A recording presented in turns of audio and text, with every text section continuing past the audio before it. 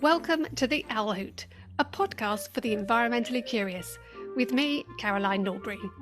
On each episode, I chat with a guest who contributes in some way to protecting the planet on matters of climate change, sustainability, biodiversity, and pollution.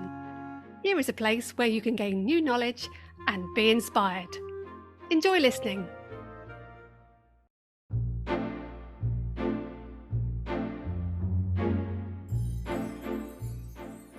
Joining me on the podcast today is Jeremy Williams, an environmental and social justice writer and campaigner.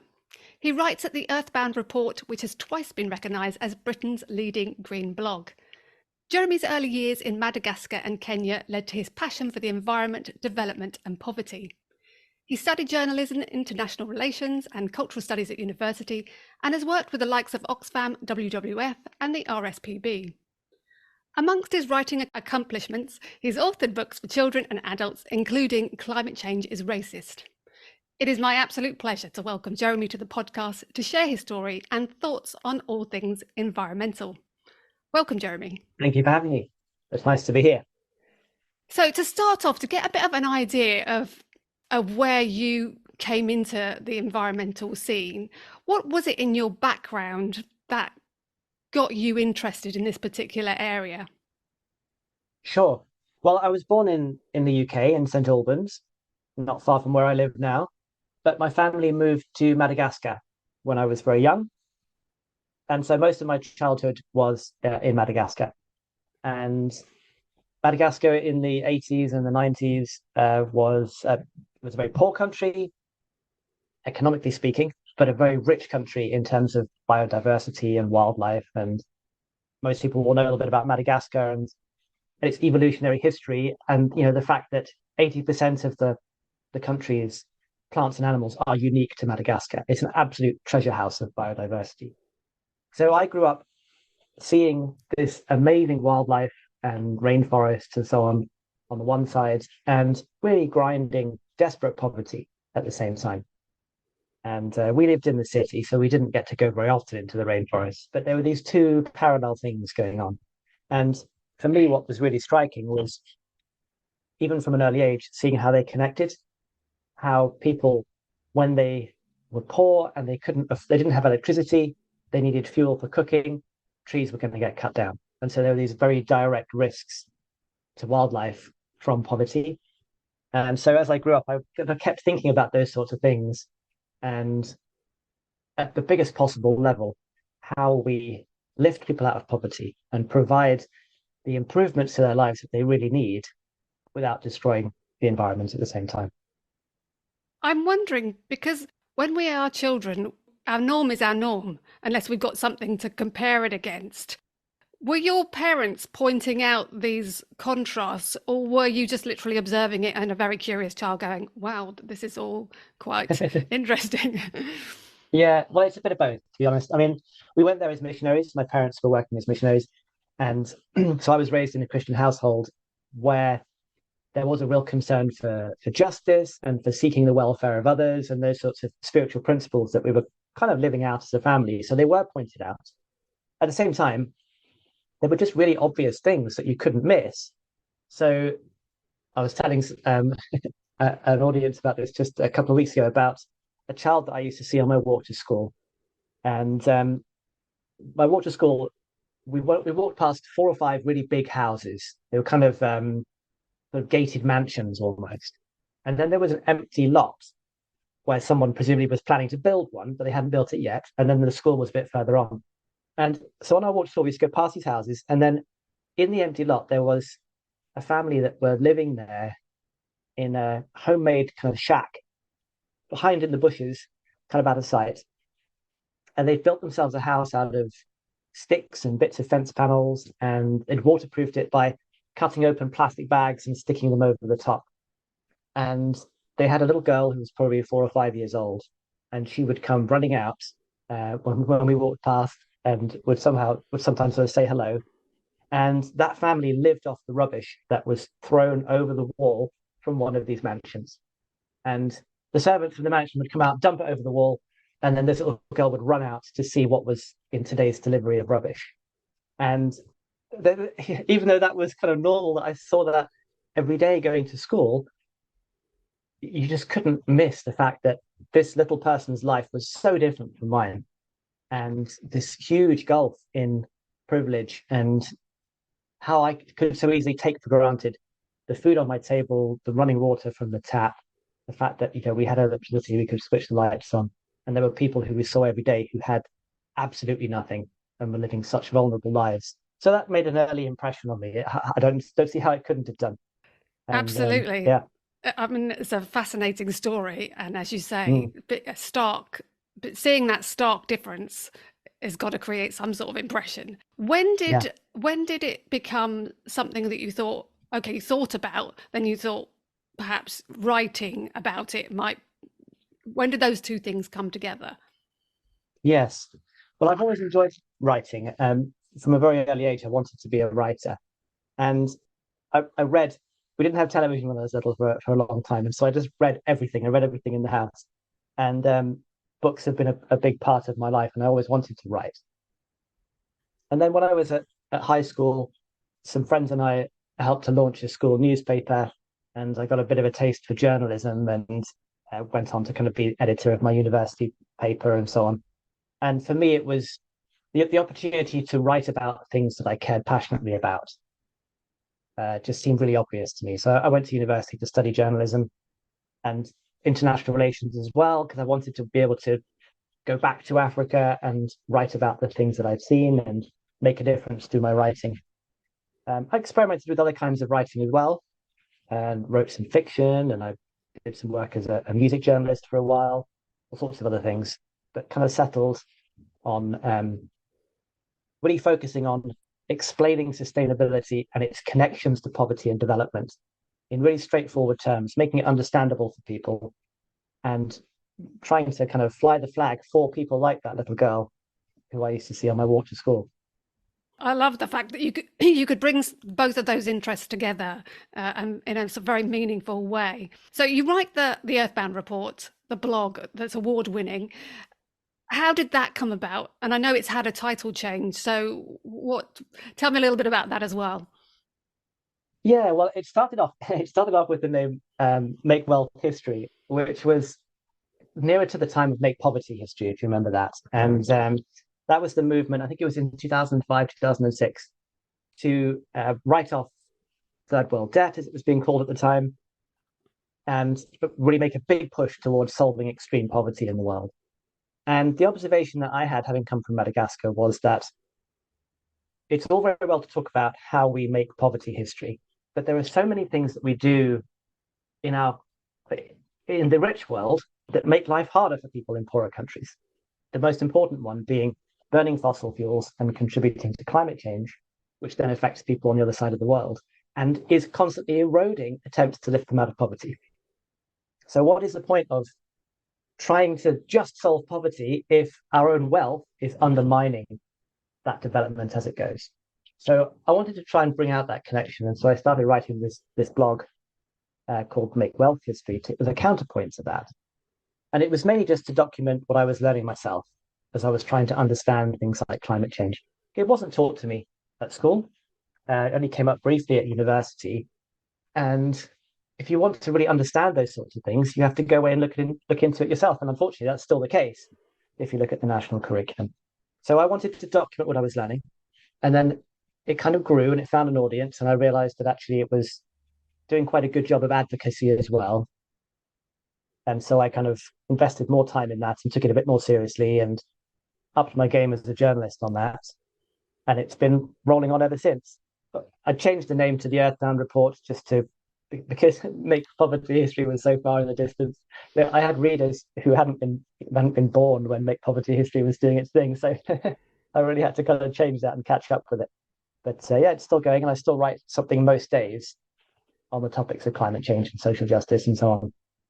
It's interesting that you've had to do that title change to keep it relevant, but those issues that you talk about and having to be curious to find out those connections, that is something that I have learned through doing the podcast. Is I thought I'd do an environmental podcast, and then I realized, oh, hang on a minute, there are all these other things that I had never connected to Yeah. what I thought were environmental issues, which is why your particular story is interesting to me, because you've brought in that poverty aspect, the wealth, and the race.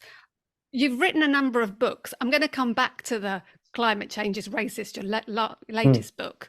But one of your first books was largely on economics, and that ties in the Yeah. wealth.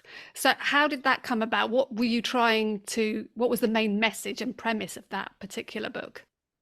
Yes, well, you're absolutely right. The more you look at it, the more you realize that everything's connected to everything else. And you can start off being an environmentalist and thinking about nature and trying to protect nature, or working on development and trying to make things better for people in poverty. But you soon realize that everything overlaps with everything else, and there's all these multiple connections. And the more I was thinking about this kind of thing, the more I was thinking that the way that economics is done at the biggest possible level, sort of government policy, how we measure success as a country, is deeply unhelpful to this sustainability and development kind of problem that we have. Because the main way that we measure success in the economy is the economy growing. And if you look at, despite all our many changes of prime ministers in the last few years and their different philosophies, every single one of them was completely and passionately committed to growing the economy. And Gordon Brown said it was his top priority. David Cameron said it was his top priority. So Theresa May said it, Boris Johnson. There's no division there between left and right. Everyone agrees that economic growth is, this all important thing. And yet, GDP, as we measure economic growth through GDP, doesn't tell us anything about who gets that growth and what price was paid for that growth. So you're talking to me with a beautiful background of a forest in the image behind you there. That forest, if it was real and right here in front of us, is worth nothing unless we chop it down. And now it's worth something as timber, and we can sell that timber. Now the timber that we sell goes straight onto the GDP accounts, and we say, hooray, growth has happened. And no one counts the trees that are gone and the loss of the forest, the loss of the beauty, the loss of that as a leisure resource for people to walk in, the loss of habitats for wildlife, the loss of the oxygen that it was creating and the carbon dioxide that it was removing from the atmosphere. None of those things count. The only thing that counts is growth and the money that it makes, even though something was destroyed in the process. So when I was looking at this, I really wanted to think, well, it's all very well to say, okay, we need to question growth. We need to stop growth, perhaps, of some things. But if everyone considers growth to be an entirely positive thing, and all our politicians talk about growth as a positive thing, what's the story that we can tell that gives us a more balanced view of growth, that acknowledges that there are good things here, while also saying there's maybe an enough point to growth? And so my book, The Economics of Arrival, was about trying to reframe the idea of growth from something that just goes on forever, more and more consumption, more and more money, more and more wealth, to something that is a journey that has a destination. So if you start in poverty, you need growth. But then when you've got enough and you've got abundance, well, then you don't need growth anymore. You've matured beyond growth. You have grown up, actually. And we consider growing up and maturing to be a good thing. So why can't we consider the economy to grow up and mature? So it was an attempt to tell that story. I was lucky that I had a friend called Catherine Trebek, she has a doctorate in economics. She's much more savvy on these things than I am. And so we were able to collaborate together on that one to try and tell a different story around economics and try and make it as robust as we could. So this was a well-researched, quite academic in places kind of book, but really telling a different story. And I think it was an interesting thing to work on. It took a long time. I can imagine. I think it worked. Because if you're approaching something that, again, is the expected, that everybody's saying this is the way we should live our lives, actually confronting that and, well, why does it need to be this way? That's quite a big question you're asking, and having to then put it into some coherent explanation and why it's not a great thing. Do you think on the back of co-writing that book, that you can see there is definitely another way that the world can work and not be seeking growth as the be and end all of everything. For sure. Yes, and what was really interesting was when we went back and looked at early economics and sort of the emergence of economics as a profession and as a discipline, growth isn't in there actually. It's barely used as a word. That it comes in much later. It's post-war, the whole idea of growth. And what they talked about in the early days was improvement. And improvement can be lots of different things. Improvement can be about quality rather than about quantity.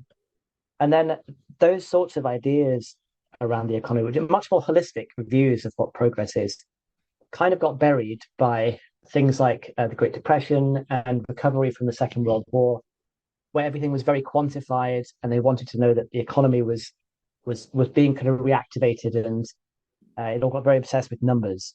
And I think if we were able to go back, even people like Adam Smith, that are sort of darlings of kind of right wing neoliberal economics, he talked about improvement and didn't talk about growth. So it's not a radical leftist idea that we're kind of bringing in. We're actually trying to go back to a more holistic way of understanding things. And I think the kind of alternative that we might be talking about is very much about what makes people's lives worth living, what makes us happy, what leads to a rewarding and satisfying life. Let's make those things the centerpiece of what we do as countries and what governments seek to do. And that's not kind of some woolly, vague idea. We can look very carefully at what makes people's lives worth living. Economics is only part of that. It is a part of it. Nobody wants to be poor, but it's only part of it. And things like rewarding work, being part of something which is bigger than yourself, healthy relationships, living in a nice place among people who you trust. All of those sorts of things build on people's build life satisfaction and lead to lives worth living. But don't really have a great deal to do with economic growth. Yeah, and it's a good point, well made. And the theme that runs through a lot of your work that you touch on through that growth is that growth for some is important. It depends on where you're at, isn't it?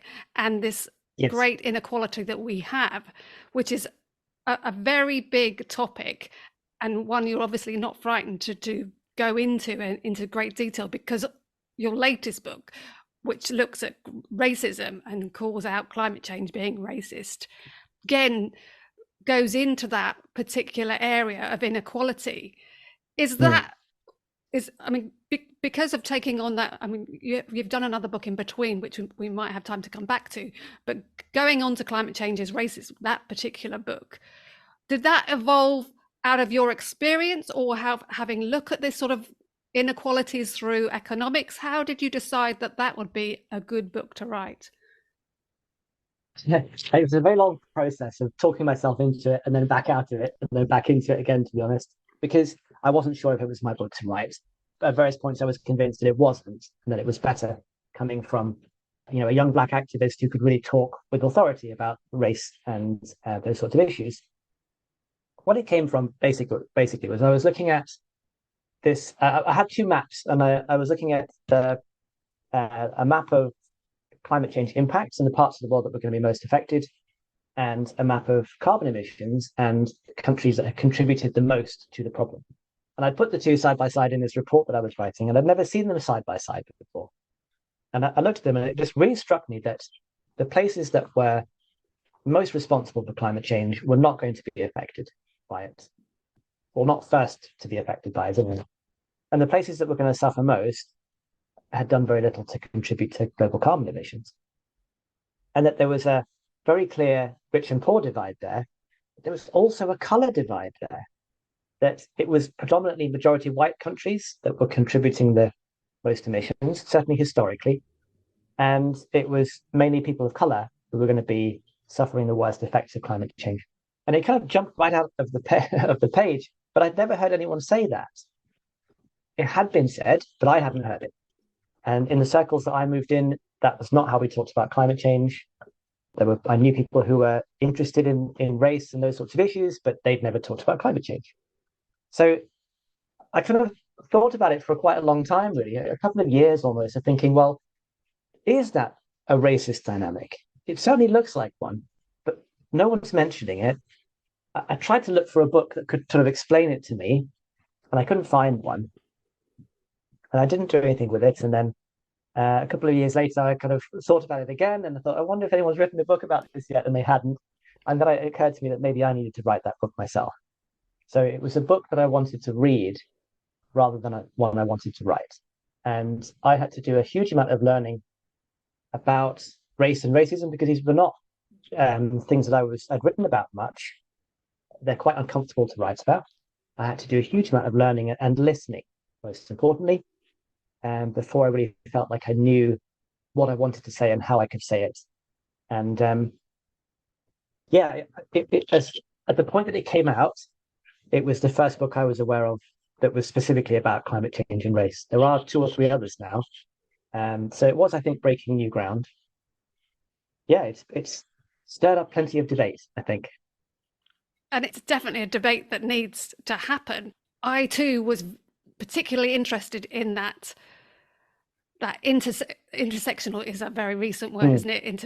And it's very clumsy, and I find it very difficult to think about and say. Yeah. But it's where these two big things come together, isn't it? Or more than two. But as you say, as a white person, it's quite uncomfortable because you're kind of mindful. What is my thoughts before I read this? And when I first started looking at the environment, I did not think race was in there at all. I didn't even get, even when I started, and as you say, it's not talked about widely. Certainly wasn't when I first started looking, as in the case of you. But perhaps the premise is that we need to be having those conversations to make these connections. And I wonder why you think it's, although you can see the connection, why is it important that we tell that story of their connection? Why is it an important message that needs to be out there?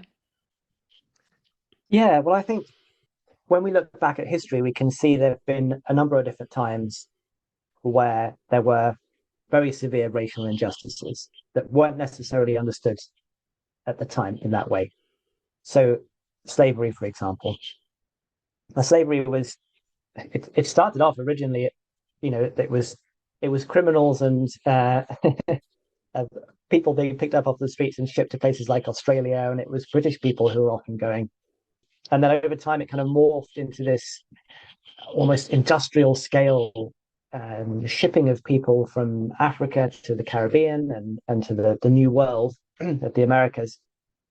And there's a huge racial dynamic to that legitimized it and justified it and said, well, these people are inferior and it is their rightful place to work with these people. And we recognized that slavery was a racist institution that depended on this horrendous and entirely false hierarchy to keep it going. At the time, that wasn't understood in that way, and people had to explain it and patiently make the case for that, but for equality across races. Colonialism was exactly the same. We can look at the way that Britain and other colonial nations sort of walked around the world and planted their flag and said, we should be in charge of this. We know better. Our civilization is more advanced. Our education, our religion is superior to yours. You will work in service of us and you will know your place. And there was a huge racial dynamic to all of that as well. And again, that wasn't recognized at the time, although interestingly, empire always was controversial in Britain, even when it was unfolding, which I didn't really realize until fairly recently, reading some of the history of that. And so when I think, I reckon a time will come with climate change when we make exactly those same sorts of observations. In 20, 30, 40 years' time, people are going to look back at climate change and say, all the emissions came from initially at least from Europe and from North America and majority white countries. And the countries that were most devastated by this were in sub-Saharan Africa, in South Asia. There was a huge racial dynamic to that. This was a racial injustice, and people at the time didn't spot it. And when I think ahead, I think we will think those sorts of things, and it will be seen in that way. So the hard work now is to explain that and explain what it means if there's a racial injustice. It doesn't mean that all white people are racists. It doesn't mean that if you aren't a climate activist right now, that you are perpetuating a racial injustice. It's more complicated than that. There's all sorts of nuances to this, but we do need to understand it, and we do need to explain it, and we need to make sure that we don't add another chapter of racial injustice onto the ones that we already have from history. And I think you say that very clearly, that you're separating the racism that is associated with this injustice from an individual being racist to another individual. It's Yeah. not that intent where someone is going out deliberately to, or maybe not deliberately, to be racist, because it's the structures within which we, you're rightly saying that those things are happening as a consequence of mass action rather than one person going, right. Very much so. Yeah, and that's the nature of structural injustice. And there's lots of different kinds of structural injustice, not just racism, but it's not about intent. So there's no committee of white people saying, let's organize the disruption of the climate in order to make life difficult for people of color. That's ridiculous. And neither is climate change itself able to be racist, because it's a process. It's not can't make decisions. It doesn't have prejudices. So we're talking about structural things, structures of the global economy, legacies of colonialism, imbalances of power in things like international climate negotiations, all these sorts of things, which already divide along racial lines. And climate change is unfolding in an unjust world, and therefore perpetuates and entrenches those injustices. So it is complicated, and it is quite an unfamiliar way to talk about issues of race for some people. So if you're well versed in anti-racism, then you know about structural racism, you understand that these things can be embedded in institutions and embedded in history and so on. Among more popular discourse around race, it's almost always to do with prejudice and our individual attitudes. And so it is quite difficult to talk about it. I often have to do quite a lot of explaining about the different kinds of racism, individual prejudice, institutional racism, structural racism, and how they're different, before we can really get into the conversation. Because otherwise it triggers those reactions. Well, are you saying I'm racist? And then it becomes about us and about our own attitudes rather than about these massive global structures, which are what I really want to draw attention to. I think, again, you make a really good point about people not being put off because they don't want to think of themselves in a particular way. I would recommend at this point, it's a very good book to read. It's excellent in that it's so accessible, your book.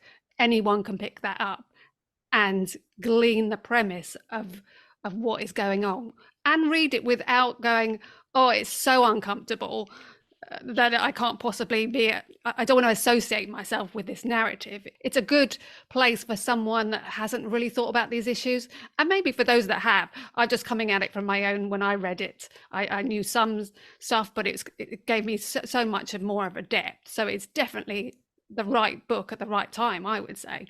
Obviously, these are really big issues. Lots of people would say, well, I can't do anything about the economy and I can't do anything about structural racism. What would you say to a person that comes at it? It's nothing within my world. Have you got an answer to that perhaps tricky question? It is a tricky one, isn't it? Because it's not helped by, and you'll come across this, I'm sure, with previous discussions, that so often when we come to the question of what do we do about climate change, what do we do about these big issues, it always comes down to personal actions. Well, I'll turn off the light switches when I leave a room, and climate change will be fixed. If you're going to be more ambitious, maybe you'll get an electric car, or choose a vegan diet or whatever. But we tend to default, because we live in an individualist consumer society, we tend to default to individuals, to individual rights, individual choices, and we miss all the things that would make a much bigger impact if we did them together.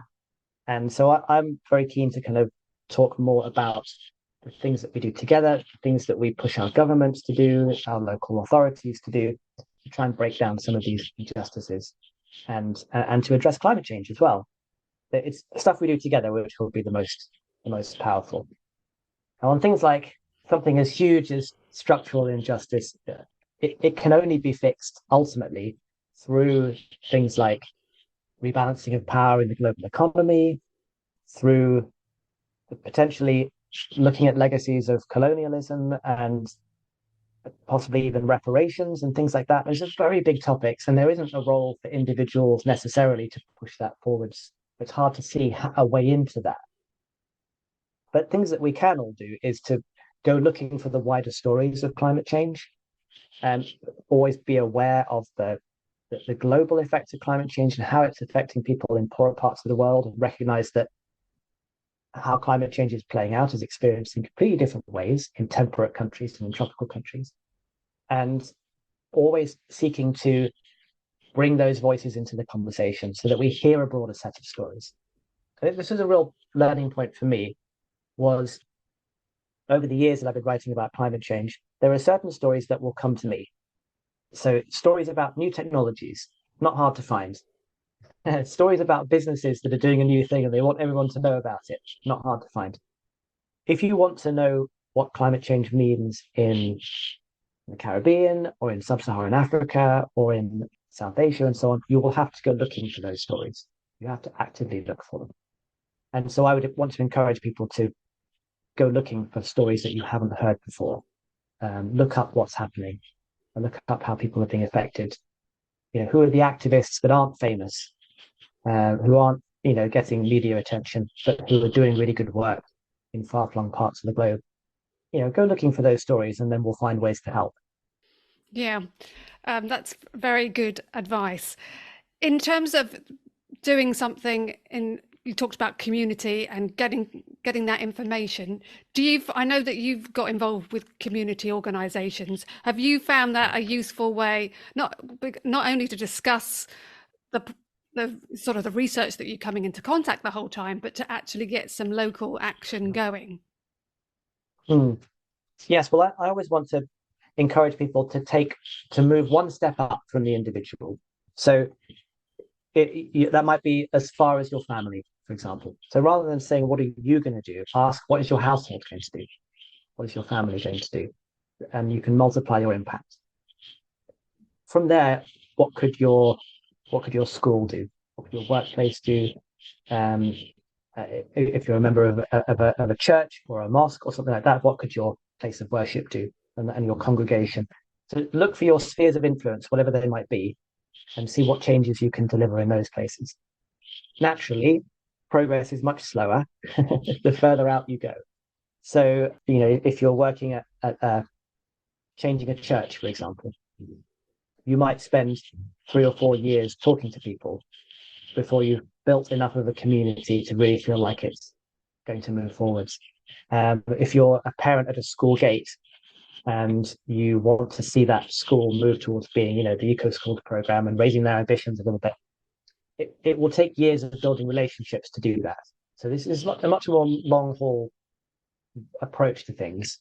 But when you stop and think about the impact of it, if I were to get the school down the road to put solar panels on their roof, a long-term goal, and it's many, many, many times larger, their energy bills are many times larger than my own home. The impact would be so much greater. And it would be a legacy for that school long after my own kids have left. It would be a teaching point for that school to explain climate change to their students. The impact would just be so much greater than putting solar panels on my own roof, which I've done already. So when we take the time to build those relationships and step out and aim at a slightly higher level, the impact is so much greater. It's best not to do it alone because it's easy to burn out when things don't happen immediately. But there's always something of a sphere of influence that we could be looking to push things a little bit further. Yeah, that comes up time and time again when I have conversations. That middle ground of community is a good place to get stuff done. That, as you say, can be more impactful than individual actions, but accessible to a lot of people. I wonder, in your own life, in your own work, what you have found to be the most quite a positive. I would say, considering your bread and butter is looking at quite dark stuff, but you're also quite a positive person. Is that because you feel that, or you're just naturally positive, or you can see that there is change on the horizon, or you deal in a way that you can see there is some delivery of change? What is it that keeps you positive? I think it's a combination of things. I think I am naturally quite a happy person. And then things like, I have children, two children, 9 and 11, and the world that they live in is a much simpler and happier place than the world of the adults. And so that keeps me grounded in kind of the here and the everyday. That's all helpful. And then you're absolutely right. It's being involved in different communities and seeing the difference that it makes is very encouraging. And I've settled in Luton. We've been here for a while now as a family, and I've got to know all sorts of different people and communities, from neighbours to people at the school, people in faith communities, people at the council who are working on climate change. And I do a bit of storytelling across all of it. I run something called Zero Carbon Luton to try and stitch together all the different people taking action around the town and try to turn it into a coherent narrative of how Luton as a town reaches zero carbon. So I'm surrounded by good stories. People send me all their best stories for me to put in the newsletter, and that's very helpful. I get to hear all the best news first. So yeah, all of that is useful and keeps me motivated. And I see that there is progress being made, even if it sometimes does feel like baby steps when you're dealing with kind of very big issues. Great. Well, lots of your writing covers lots of different topics. I wonder what's going to be your future. Have you got something in mind that there's a burning story you want to tell it in greater depth, or do you want to cover just a wide range of topics? Where does your writing Yeah, lead well, you? I had a strange experience last year because I mentioned earlier that I tried lots of different kinds of writing and kind of settled on the environmental stuff. But I also always wanted to write children's books, and so I've kind of kept a hand in with that. And then last year I published a children's book for the first time called Max Counts to a Million, and I think probably commercially it's the most successful thing I've written. It was kind of out of the blue in a way, really. But I saw that in the front window of Waterstones, and it kind of found its audience. And so I accidentally kind of started a second career for myself as a children's author. And that comes with opportunities to go into schools and do creative writing workshops and all sorts of interesting things. So that's probably another thing that keeps me positive, actually, is being able to work on these very serious issues, but also to be able to tell stories that are funny and that are a little bit silly, and to have more than one thing going on. So what part of what I need to write about in the future is to lean into that a little bit and write some more stories for children. On the climate and social justice stuff, there are different questions that have come up in response to the book Climate Change is Racist. And one of them is that when we look at climate justice, we always talk about global justice. And when we talk about environmental justice, it's often in an American context because there's quite a well-developed discipline around environmental justice and racism towards indigenous people, and the reserves and color lines in US cities and those sorts of things. We don't have an equivalent of that in the UK. And so as I've been talking to different people about the book and giving presentations on it and so on, the question does keep coming up. Well, what about us in the UK? Do we have environmental racism in the UK? Do we have environmental justice issues of a different kind? Is actually the biggest environmental justice question in the UK around class rather than around race. And certainly when you look at British history, there's a very long and sorry story to be told about how the rich have taken what they needed and at the expense of the poor in various ways. So I don't know. There are questions there that I want to explore a bit more. I don't know. I haven't resolved that yet. I'm sure But yeah, it will come to you. I yeah, think you cover lots of different topics and big stories, and it's lovely that you're able to connect lots of those together, and you're ambitious in what you look at and investigate. So I look forward to everything you're going to write in the future. As I say, I would advocate both your blog and your books because they're so accessible. I wish you very much luck in the future, and I will keep my eyes peeled. But thank you for thank today's you. time. It's been really interesting talking to you. Thank you. It's been fun. Thank you very much.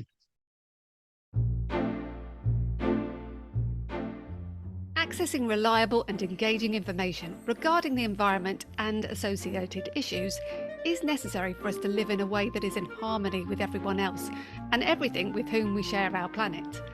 Jeremy gives us that through his writing of blogs, articles and books. He doesn't shy away from the tricky topics, tackling poverty, the economy and race. So it was great to get a sample of his knowledge in this conversation. For more details on the themes discussed, take a look at the show notes for links to the Earthbound report and his books. In producing this episode, I'd like to thank Andy Shaw for audio editing, Jeremy Jones for providing the music, and to you for listening. Don't forget you can follow the podcast to get automatic access to each new episode. And it would be lovely if you could rate, review and share it too. It really helps. Until next time, bye for now.